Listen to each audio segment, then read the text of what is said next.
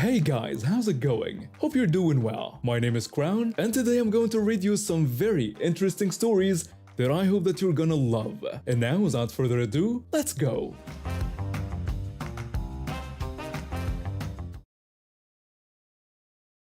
I started as a ride operator at a medium-sized theme park, worked my way up to supervisor, and now I cover different areas when staff call in sick or need help. The housing situation is pretty sweet. All full-time employees get small apartments right on the park grounds. It saves money and makes it easy to cover shifts when needed. My friend who runs the hot dog stand near the entrance has been there longer than me, and we became pretty tight over the years. So this morning, it was the start of peak summer season. The park was already packed by 10 a.m., families everywhere, kids running around screaming.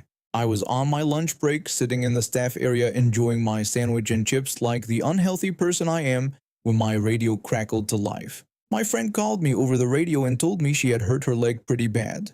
The medics had looked at it and told her she needed to rest up for a few hours. She asked if I could cover for her at the hot dog stand. I told her it was no problem and that she should go rest up and radio me when she was feeling better. I said that I had a few hours free anyway, so it worked out perfectly. She thanked me and said she owed me lunch tomorrow for helping her out. I stuffed the rest of my sandwich in the trash and headed over to the hot dog stand. It's a small wooden hut with serving windows that face the main walkway. Pretty basic setup: microwave, buns, hot dogs, condiments, register. I unlocked the windows and started serving the line of customers that had already formed. About an hour in, I was checking our supplies when I realized we were completely out of ketchup. Not a huge deal. Normally, I'd just radio storage and they'd bring some with the next delivery. Little did I know this would almost get me killed. That's when this chunky kid waddled up to my window. He looked about 10 years old, had ice cream smeared around his mouth, and was clutching a $20 bill in his sticky hand. I tried not to roll my eyes.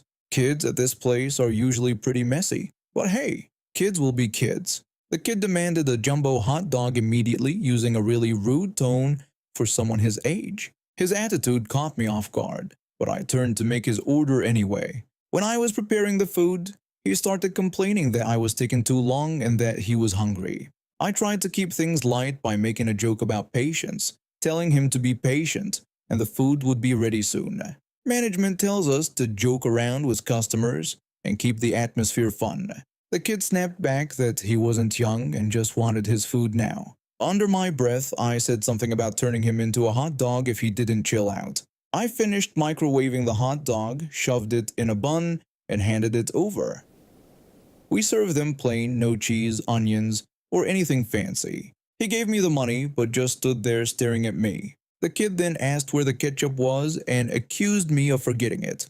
I explained that he hadn't asked for any, and unfortunately we were out right now. I offered him mustard instead. The kid refused the mustard and demanded ketchup immediately. I apologized and explained that I couldn't help him since we wouldn't get more until later and I couldn't leave the stand. I suggested he could try the other hot dog place just down the path that should have some. Then things got weird. The kid just started bawling his eyes out like someone had told him his dog died. I stood there shocked because I hadn't done anything wrong. Then he ran off crying. I figured that was the end of it and went back to serving other customers. But about 10 minutes later, I saw this figure charging toward my stand. At first I thought it might be someone trying to rob the till. That's happened to me before, so I started to close the window. But it wasn't a robber. It was a man who grabbed the window before I could shut it. The man yelled that I had made his kid cry and that I was going to pay for it. I asked him what he was talking about, completely confused by the whole situation. Before I could react, this psycho climbed through the serving window and grabbed the knife I used to cut buns. I immediately hit the panic button on the wall and tried to radio for help when he came at me with the blade. The man demanded that I give his son ketchup right now, waving the knife around. I told him to put the knife down and explained again that there was no ketchup left, just like I had already told his kid.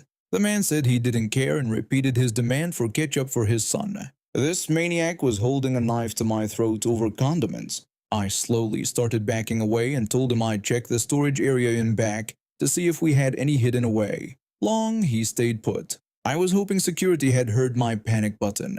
When I reached the back door, I heard a voice calling through it. One of the security guards was asking if I was in there because I hadn't answered when they radioed about the panic button. I started to explain that there was a guy with a knife threatening to stab me over ketchup, but I got cut off. Then the cavalry arrived. 3 security guards burst through the door with pepper spray drawn and absolutely doused this lunatic. They wrestled him to the ground, got him in handcuffs, and called the police. Turns out this wasn't just some angry dad having a bad day. When the cops showed up and arrested him for assault, he admitted that he was planning to stab me in the throat, even if I had found ketchup for his kid. The guy was planning to commit murder over a condiment that costs 50 cents. I got the rest of the day off and went to check on my friend. When I got to her apartment, she was lying in bed looking pale. She told me she had heard everything over the radio and said she couldn't believe someone almost killed me over ketchup when she was just lying there helpless. I told her it wasn't her fault and asked how she was supposed to know some psycho would try to commit murder at a hot dog stand. The dad got charged with assault with a deadly weapon and making terroristic threats. His kid got taken away by child services since threatening theme park workers with knives isn't great parenting. The next hot dog stand was literally a 2-minute walk away and had plenty of ketchup. This maniac was willing to commit murder rather than walk his kid 200 yards down the path. I'm a mom to a brilliant 5-year-old daughter who I share custody with my ex-boyfriend. He's married now to someone I'll call Karen. My daughter and I have been through a lot together. Her father and I broke up when she was barely 2, and the custody battle was rough. The court order was clear. I get her for Mother's Day every year, and if her birthday falls on Mother's Day, we split the day. This year was one of those years where her birthday landed right on Mother's Day weekend.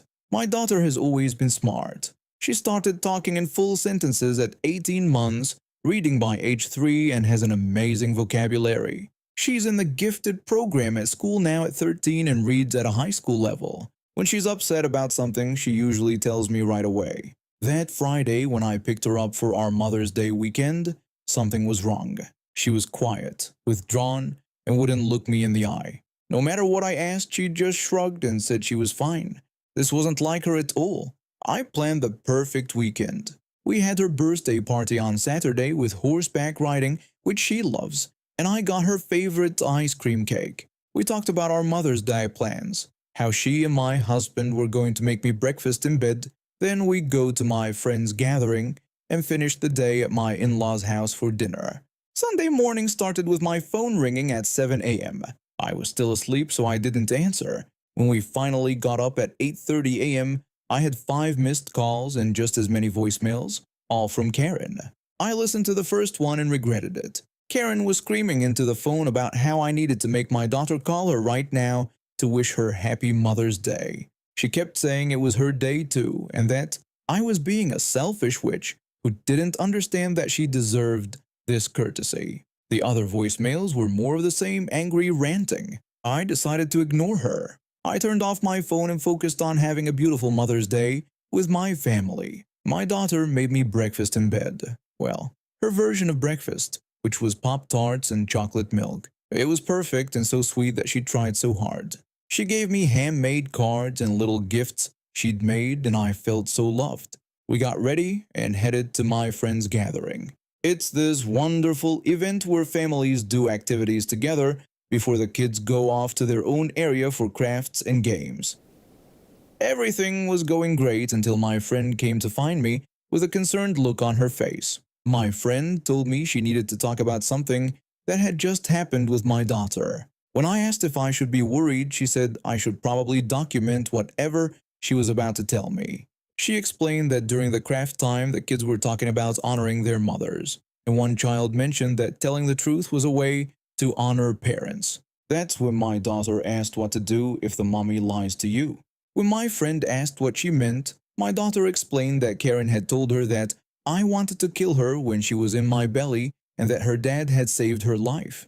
Karen had also said that I still didn't love her and just wanted to hurt her dad.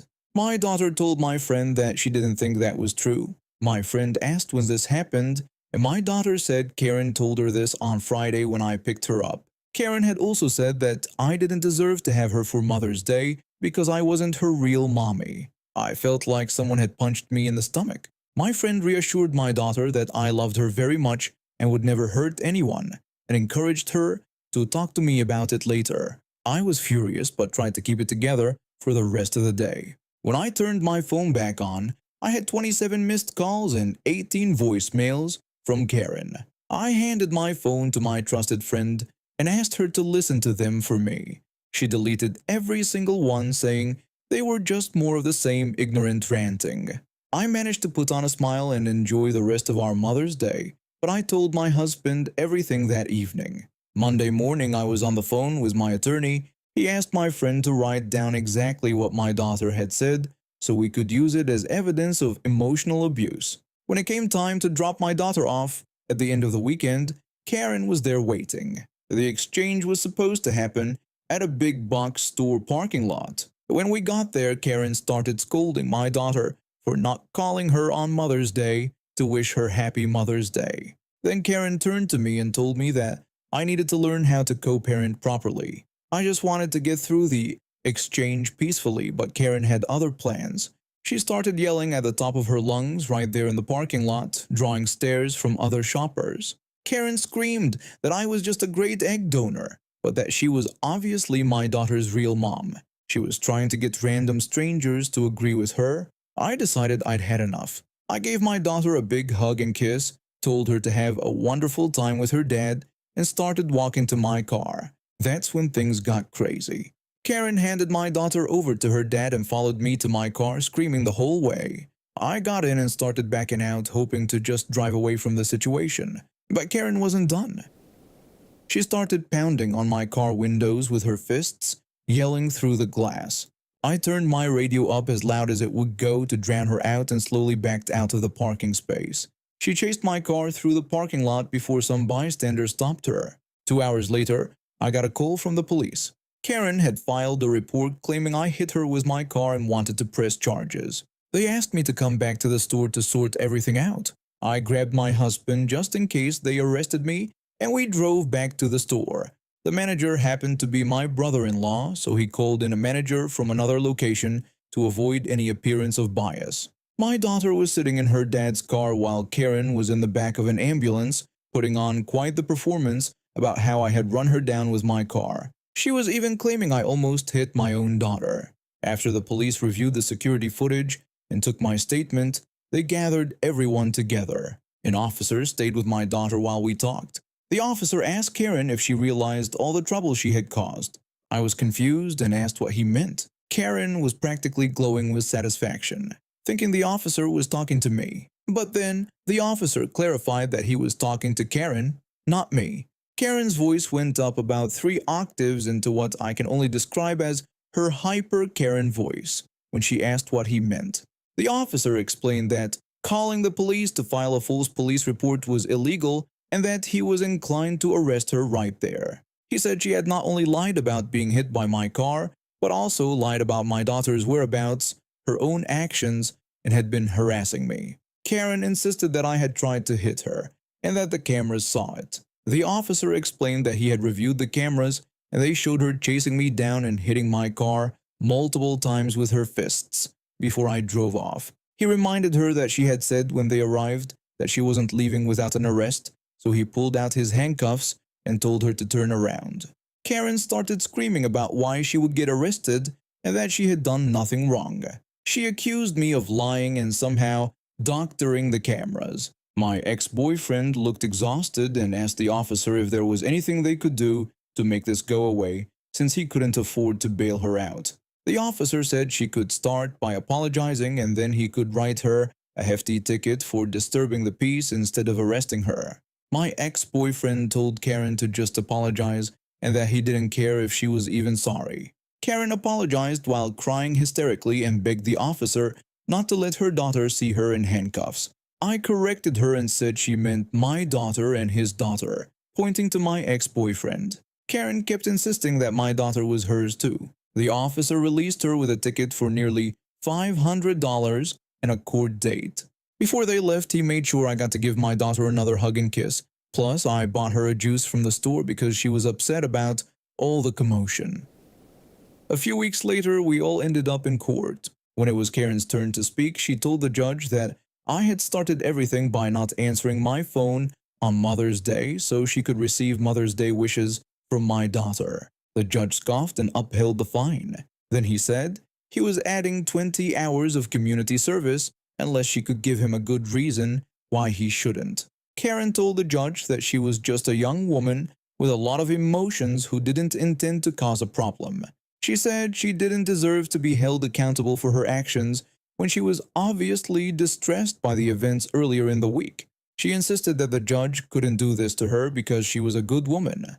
The judge told Karen that 20 hours of community service would probably do her some good to give her an attitude adjustment. He said he better never see her in his court again, banged his gavel, and that was it. Karen sat there crying and asking why he was punishing her since she wasn't wrong and didn't deserve this treatment. And just so you know, that transcript from my friend about what Karen told my daughter, we used it in our custody hearing. Let's just say it didn't go well for them. After dropping out of culinary school due to financial problems, I needed steady work fast. My rent wasn't going to pay itself, and my girlfriend was already covering more than her share of our expenses. The restaurant was chronically understaffed, which meant those of us who stayed had to work twice as hard just to keep the place running. I quickly became the go-to cook because I could handle the pressure of the lunch rush while managing multiple tasks at once. The secret was knowing which rules mattered and which ones you could bend without anyone getting hurt or upset.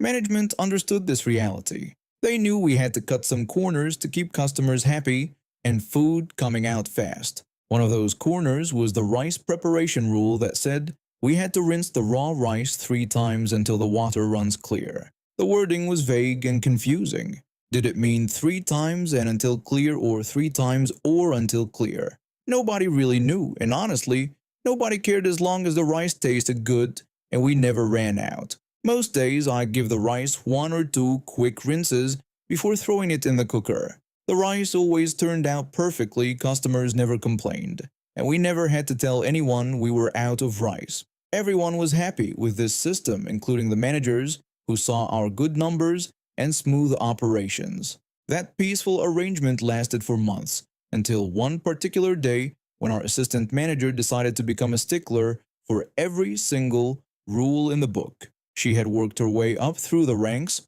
so she knew how to do every individual task in the kitchen. What she didn't understand was how to orchestrate the dozens of simultaneous tasks required to keep everything running smoothly during our busy periods.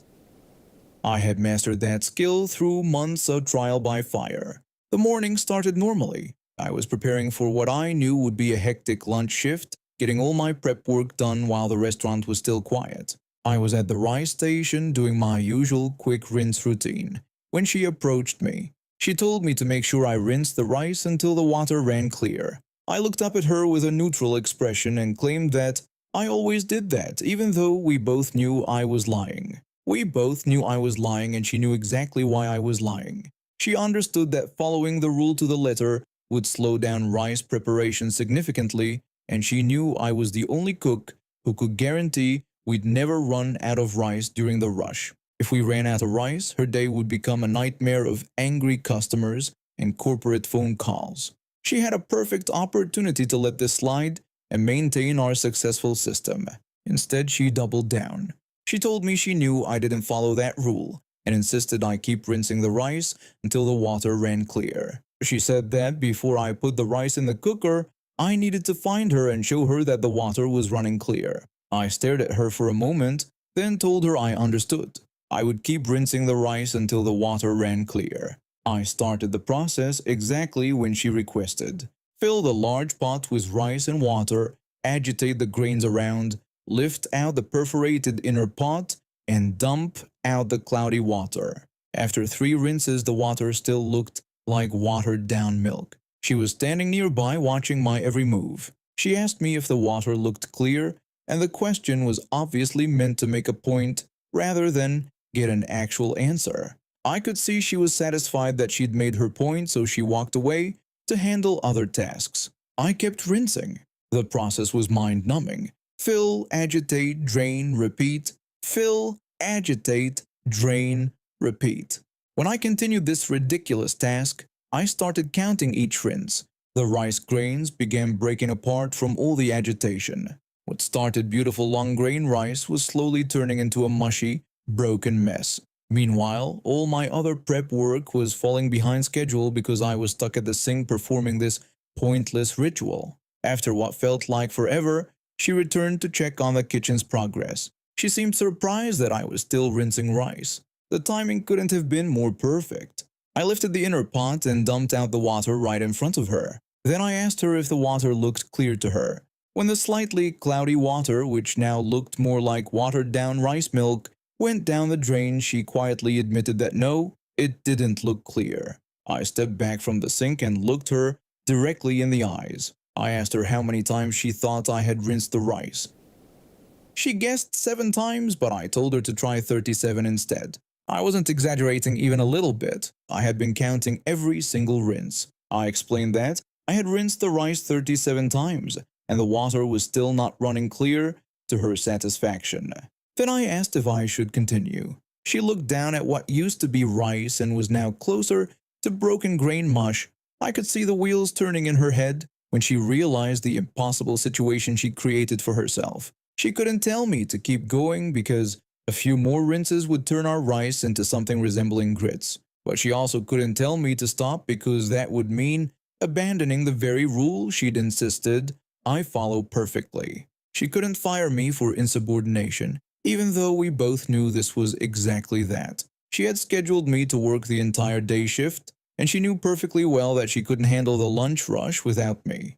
She might have known how to do each individual task, but she lacked the experience to manage them all simultaneously at the speed our customers expected.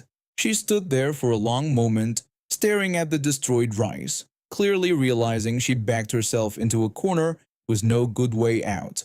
Finally, she gave up and told me to get back to work and make sure we were ready when it was time to open. I had to bite my tongue to keep from smiling when I walked back to my station.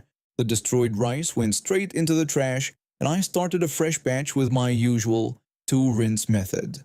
We opened on time, the lunch rush went smoothly, and our rice was perfect when always. From that day forward, she never again mentioned the rice rinsing rule to me or anyone else. And now we have reached the end of today's stories. Thank you for watching, and see you next time.